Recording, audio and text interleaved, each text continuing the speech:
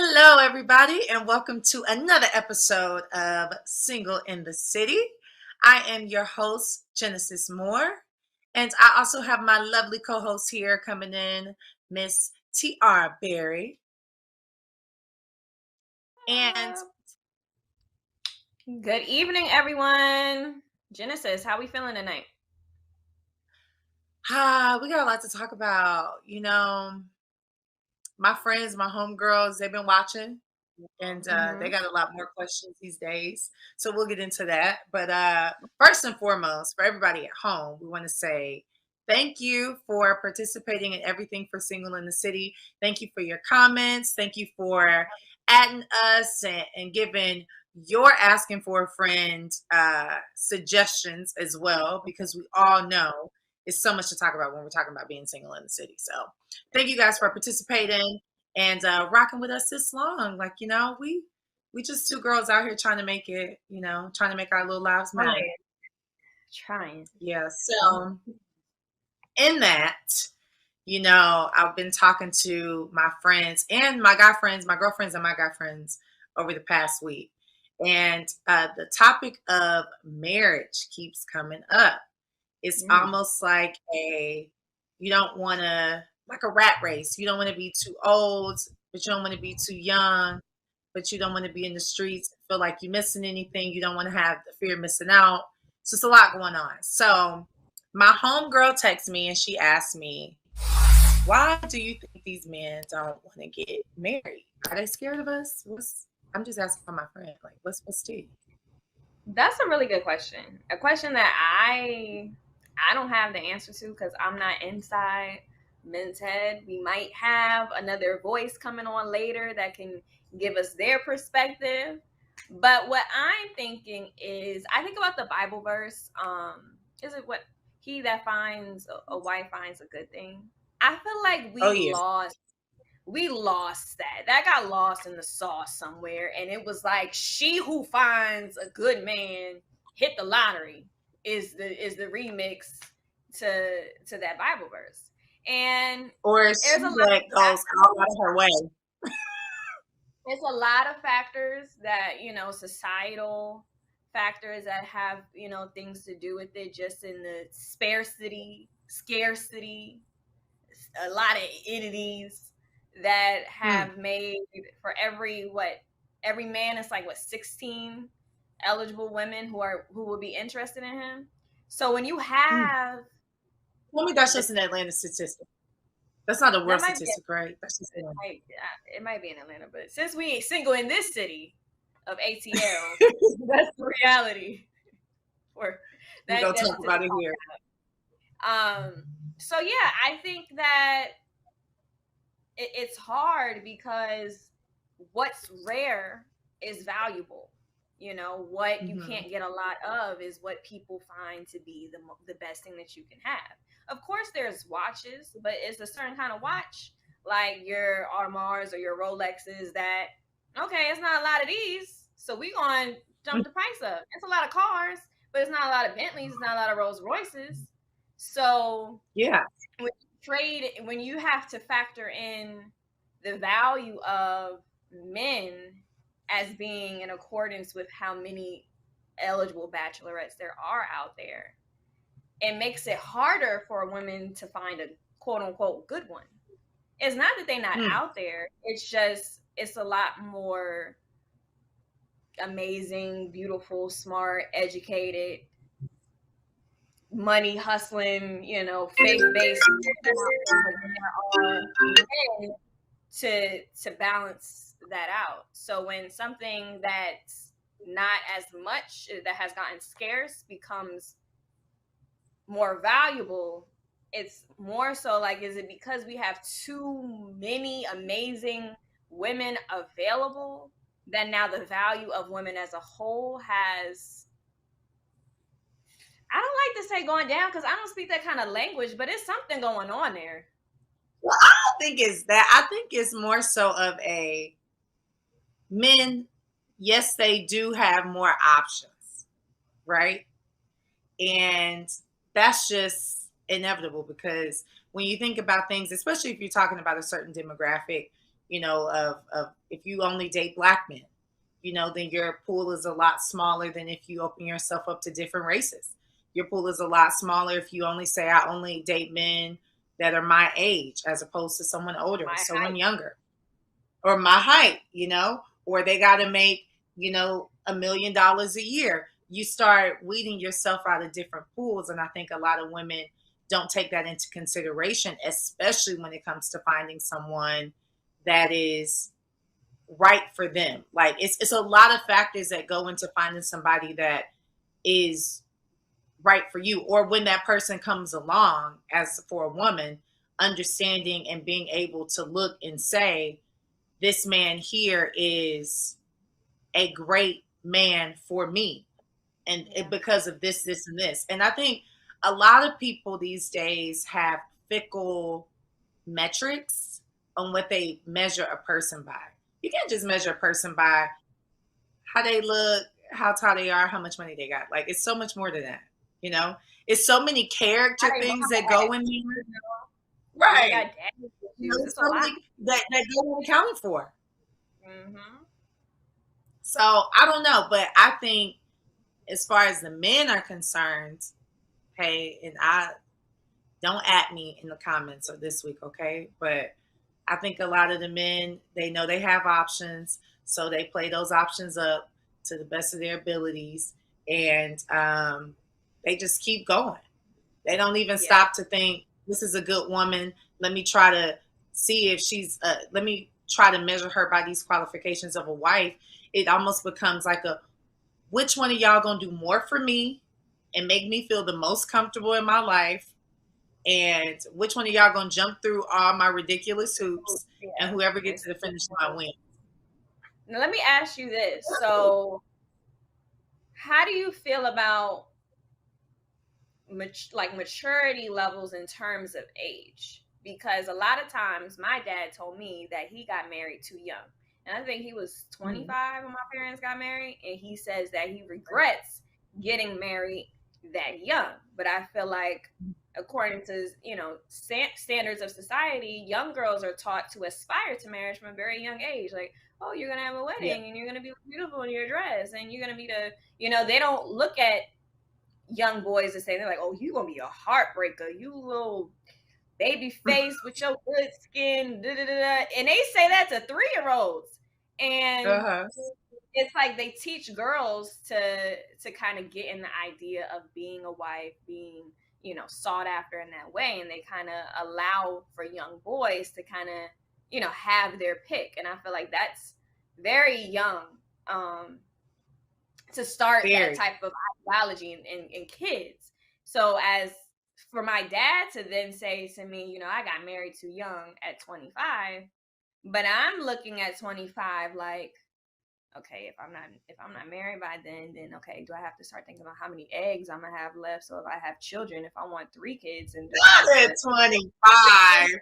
wanting to freeze my eggs so I weigh, by the time I'm 28, 29, so I'm not knocking at 35, like where my kids at, and I can't, produce any on my own. There's the things that women think about, which forces us not only Yeah. from society, not only from movies, our internal, I don't want to say issues, but our internal thoughts that have us thinking that the younger that we step into marriage, the better.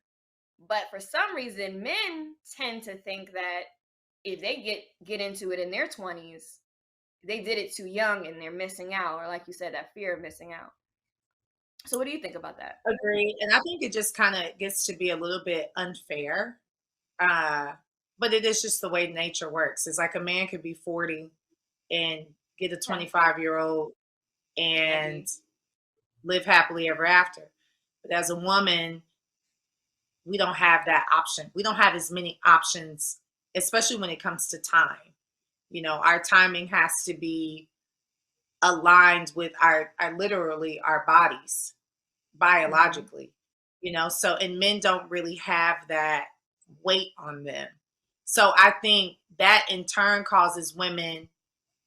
I've seen a lot of women when they were 25 be like, I would never take that from a guy. I would never, he can never talk to me. They hit 28, 29, and it don't sound so crazy no more because they're thinking, well, if I gotta dumb myself down, or if I have to dim my light a little bit, if I have to like, give in this area, maybe I am too aggressive now. Maybe I shouldn't be talking and speaking my mind all the time. Maybe, I should be into more of what Kevin Samuels is saying, and my divine femininity and all this stuff, or whatever it takes to attract a man. And those same type of demands are not put on men. The older they get, it's almost like they're seen as, the better you get, the more established you are, the more money you have, and if you get a belly and a bald head, it's fine. Nobody cares about that. You got money, you could always, somebody's gonna love you either way. But women, we're taught the older we get, the more our value decreases. Coming down the mountain. That's what they say. You go up a mountain and then you start coming down a mountain. And then if you still have like the same amount of confidence as a 25-year-old and you're like a 33-year-old woman, people are looking at you like, oh, she's unrealistic.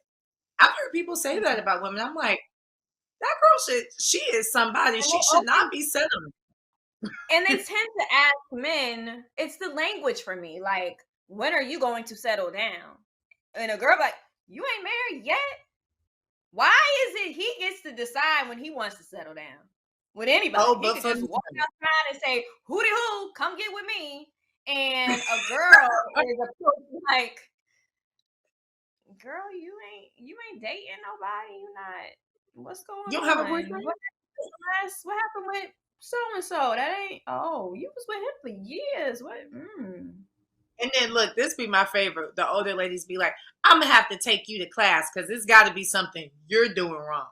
Oh yeah, of course. Or why you don't have a man. Or they want to introduce you to their grandson to this and that, and then he come around the corner and don't look nothing like. Anyway, that's another story. A child of God. Don't look nothing like what was on the list. But like you said, sometimes expectations do have to be managed in a way, but I find it unfair because I personally believe that what God has for you, who God has for you, and the season God has it to be is going to be who you're supposed to be with and how you're supposed to be with them yourself. And I don't mind being single and I don't even like the term wait, because waiting means that I'm practicing a patience or I'm like waiting for someone to get there. I'm just here vibing, not waiting, but I'm just here and I feel whole within myself. And I wish that we would approach dating in the same way in marriage for young girls as we approach it for young men, because you never hear somebody say for a young guy, oh, you waiting on your soulmate to come around and she gonna find you. Nobody says that to them. I've never heard that.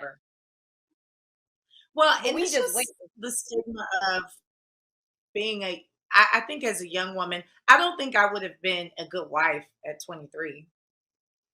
Not like how I feel like I would be at 30, hopefully whenever I get to 30, I'll feel like that. But, I just think there were certain things I had to learn about myself, learn about the world, learn about just how to do realistic household things, how to even how I like my space, how I like my morning routine, how to pay bills, how to, be responsible for my dog, or, something like that. So I think all that being said, people don't take that into account, that there's a certain maturation that has to happen in a woman as well in order to be ready to blend lives with someone else. But it's like we're not offered that same amount of grace to mature and grow into who we're supposed to be.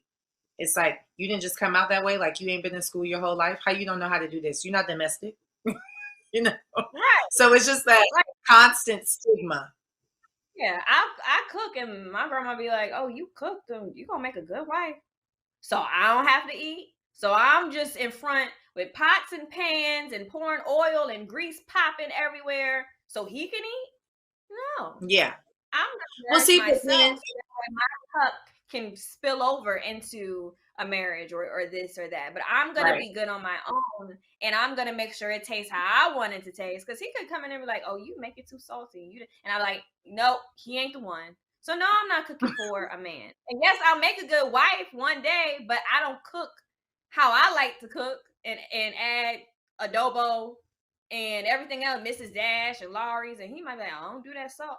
That's gonna be, I don't know if it's a deal breaker, but I'm just saying I do things how I want to do it in my space. And when someone approaches you saying, "Oh, you do this good, it'll be really great when you do this in marriage or as a mom or as this," and it's like, that was well, even in that, it's like compromises have to be made. Like, even though I like my eggs salty, when I'm making them for us, I'll put my salt on the side, or I'll make you another type of, certain things that you can do in order. But that comes with growth and maturity on understanding yourself and where you're willing to compromise and where you're not. And sometimes if you let somebody come into your life too early, too soon, with too much influence, you'll start bending ways that you weren't even meant to bend. And then you start stunting your growth as a person. No.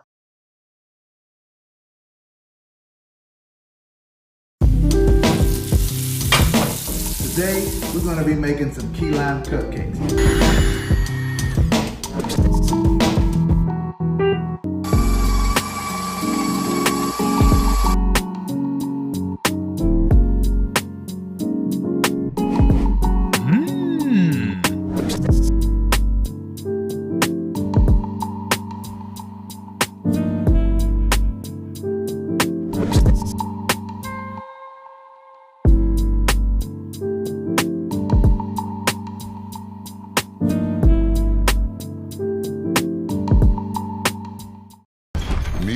The Scan, a simple procedure whose mission is to detect lung cancer early.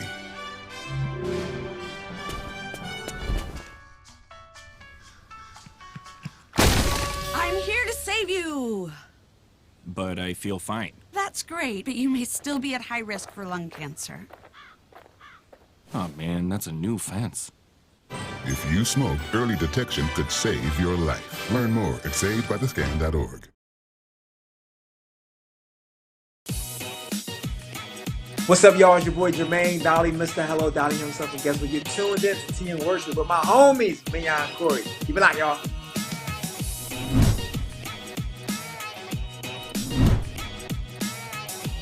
Hey, y'all, it's Candy West, and you're watching Tea and Worship with Mignon and Corey.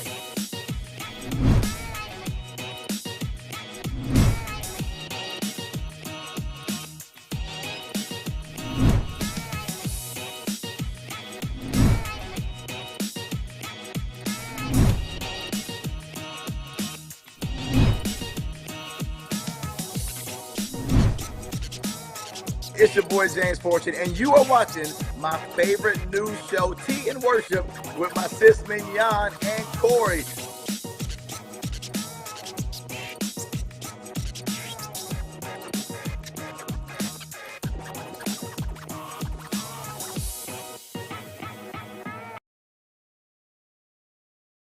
Girl, I think we didn't beat up on these men long enough. Let's bring in one so we could talk to him and see what he has to say. Why y'all don't want to marry us? Everybody, please welcome, speaking for all men, Justin Gilbert. Yeah, I mean, like, you can introduce yourself, but you're a great person. You got a lot of, great ideas, and that's why we wanted somebody, a very sound man, that understands through different perspectives. So we're just saying, you're not speaking for all men, but why y'all don't want to get married? Right, that's no pressure at all. Just first of all, but that's a very that question has to be nuanced because there are so many reasons not to. There are a lot of reasons. There are some benefits. It really depends on an individual's why for getting married. Okay. Do you feel like as a child you were raised to aspire to marriage? I think I was just coming up in a Christian home. That's one of the basic, tenets and ideas about how to build a family and all of this other stuff. And being as a father of a now 14-year-old, yeah, I didn't quite go the traditional road. However, as I began to mature, I wasn't really sure if marriage made sense for my life. And I honestly hadn't had many good examples of successful marriages that made it seem even appealing. It's like people kind of, there tends to be, I guess in my experience, the married people want to be single and the single people want to be married. A lot of times. That's interesting to say that. I'm saying it. But it's interesting you say that, and I love this point that you're making of as you matured, you realize that you don't know if marriage is for you, because some people tend to think that not wanting to get married is childish. So what is it about maturity that will cause you to see yourself as, I don't know if marriage is for me? What's the maturity factor in that? That's a very interesting question. I don't know that. Well, to me, I don't think it's a question of an individual's maturity. I think it's just a matter of preference. And then weighing the benefits, the pros versus the cons. Like there are so many things to think about, especially being married successfully. And having had, like myself, I've had several adult relationships, these are like the real grown-up relationships where you're investing in each other and really working towards that potential long-term status. And I just hadn't seen what I would need to see in order to make that strong of a commitment. You know what I'm saying? I have some things in mind that I would need to see. I have a question. So what is it? Because I've heard a lot of men say that. But what is the break between, I guess, the commitment to a person that you're dating or in a relationship with, as an adult? What is the heel look like, I guess, for you when it comes to marriage? Like, what is the big difference on the commitment level? Okay. Let me make sure I understand your question. So what is commitment-wise, what is the difference between being in an adult relationship versus being married? Is that correct? Yeah. Like, what's the big thing that's just like I can do this in an adult relationship, but to say that I'm married to somebody, like I can't do that. Like, what's that thing? It's like an invisible thing that everybody kind of talks about, but that nobody can really identify. Like, what's the big difference? That's a good question. That's a very interesting question. I think a couple of things that stand out as big differences are having one home, one place, and not necessarily having, your own individual corners to go back to. Let's see. So with that, the responsibility of maintaining your own things versus our things, I think that can be a little intimidating to some folks. Let's see. I think having to, like, there being no boundary. I'm a person that likes my space. I know that in marriages, you can set things up to fit those individuals. There's no one way of doing it. But as a man that likes my space, that kind of seems, I don't know about that sometimes. Or, I would need a woman that really understands my need for solitude at times, you know what I'm saying? But I'm aware that you can't go into solitude when you have a family and you have to be available for those babies. I get that. So it's like, it's so much to think about that really, if people thought more into it, I think a lot of people, not as many people would be getting married, or they would be making wiser decisions about who they're getting married to. I want to know, like, is it and I just hear this from a lot of men, is it the pressure of being completely present for someone other than yourself? And like there is no, you can't run. You got to be like, either you're in it to win it, or it's like there's no escaping it.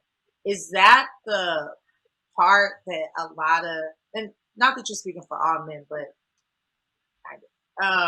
that kind of hits men in their mind, where they're just like, I don't know if I could be 100% present for this person for the rest of my life and not disappoint them?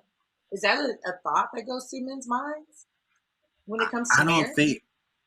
I think that mature people understand that disappointment is a part of that journey. So I don't think that that's something that keeps people from delving into it. And I think there's pressure on both sides. Like, there are expectations that the man has of a woman, of a wife.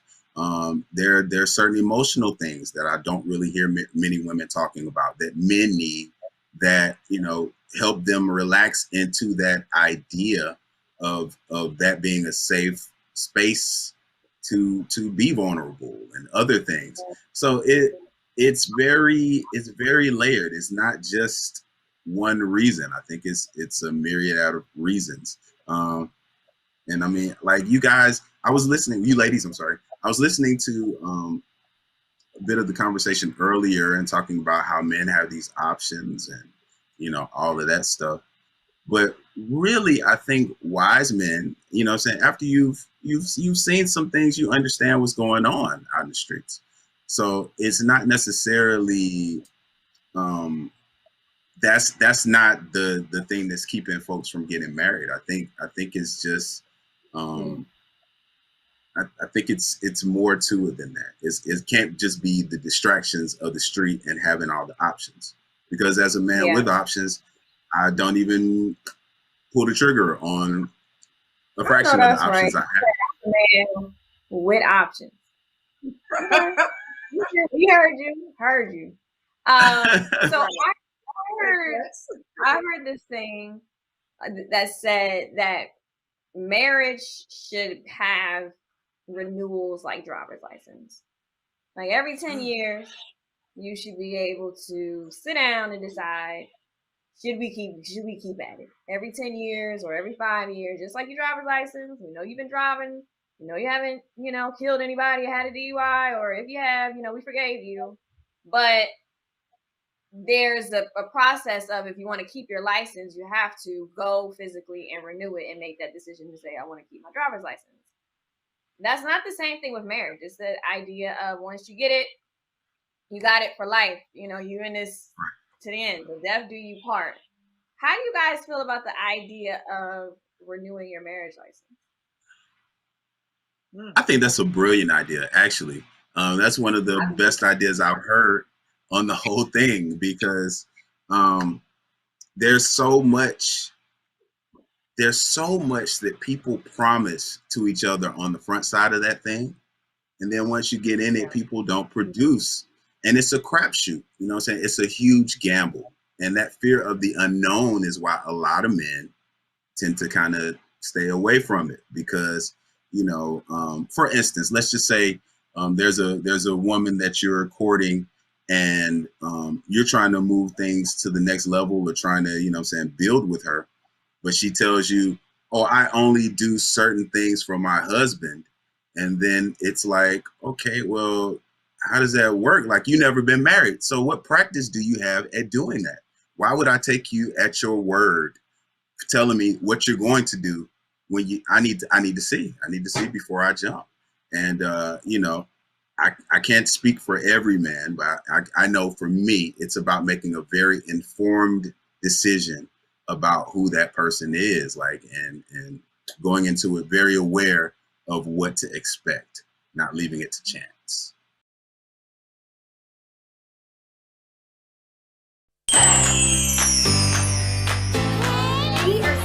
talking all about the season of fall. Hey, Miss Cam. Hey, Miss Cam.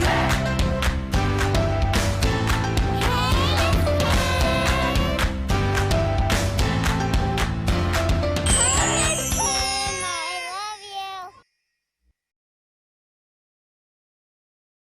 When I was in foster care, I never knew when I would have to move, so I always had my suitcase ready to go.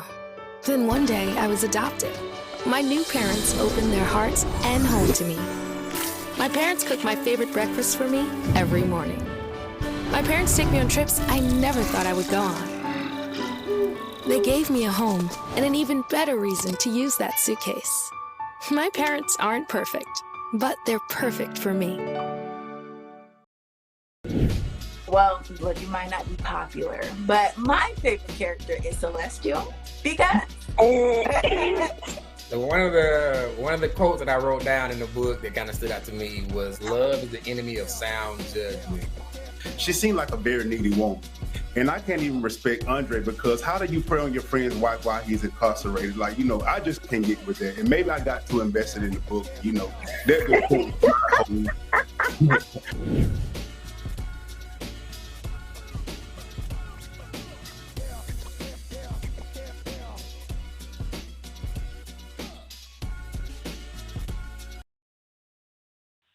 And if those things change, you want to be able to say, all right, well, this was good, this was fun.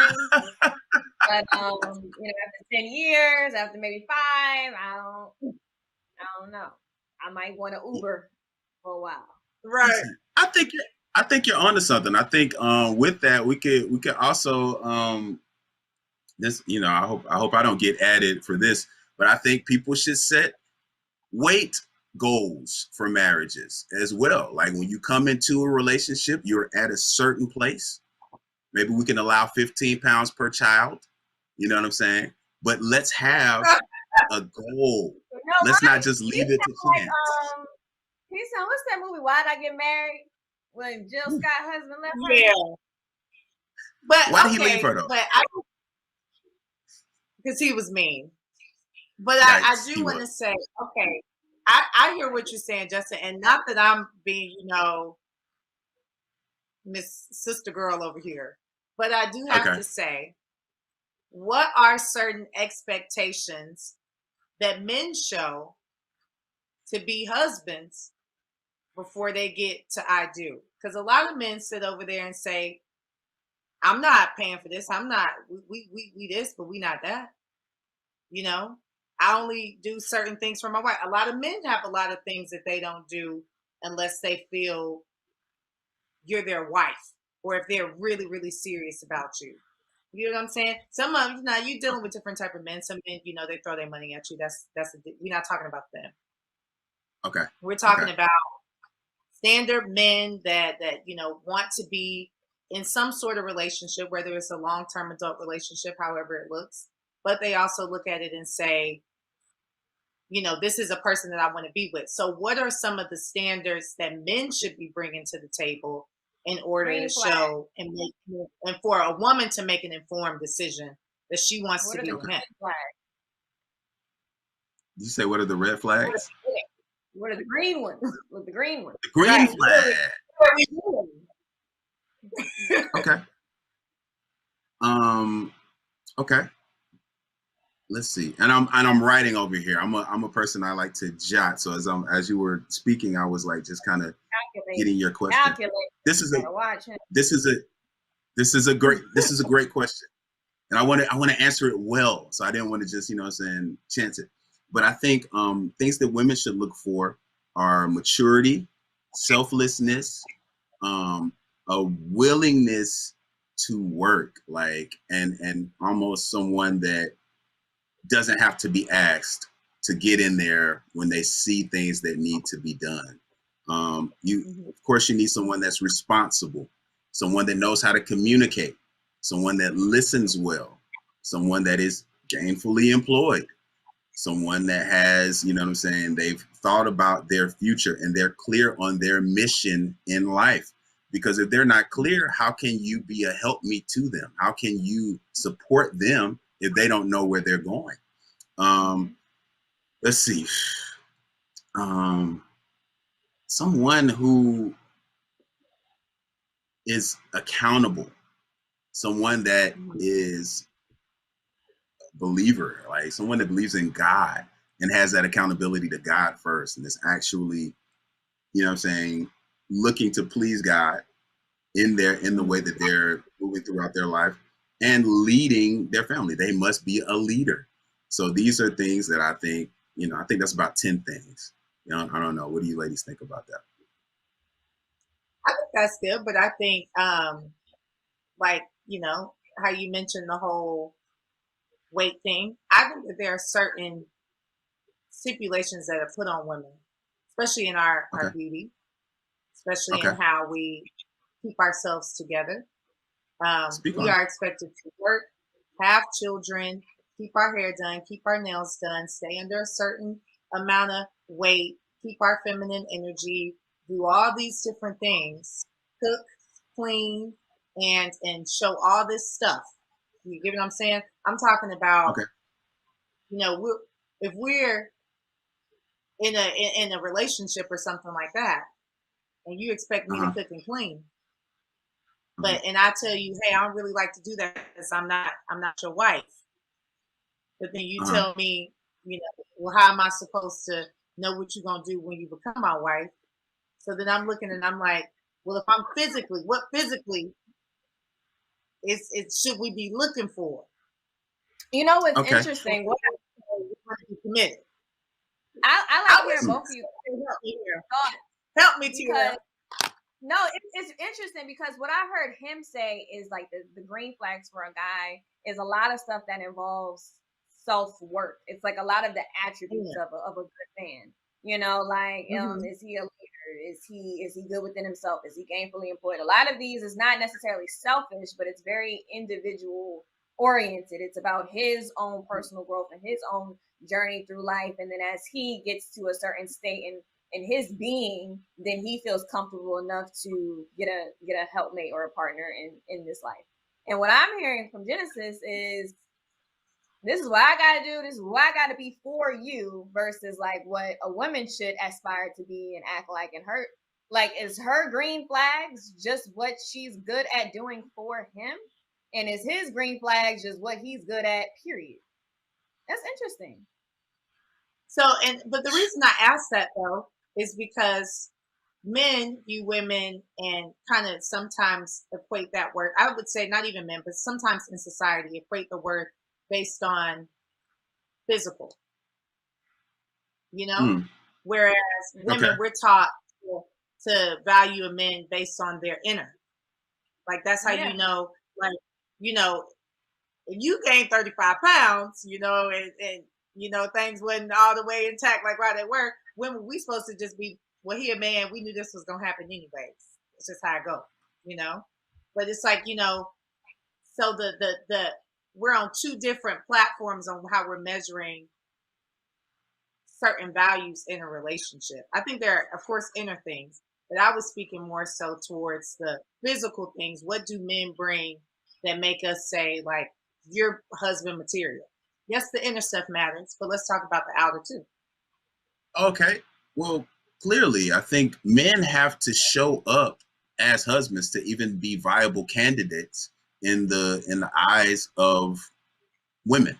You know what I'm saying? All of those things that I named, it's almost expected that a grown man show up this way and present himself this way. This is expected in society. So, you know what I'm saying? A man should have that willingness to be, he should be generous. He should not mind paying for a first date. You know what I'm saying? Y'all can figure out how that works. You know what I'm saying? Some people like to go Dutch, all that stuff. But I think if a man invites a woman someplace, he should take care of everything, and vice versa though.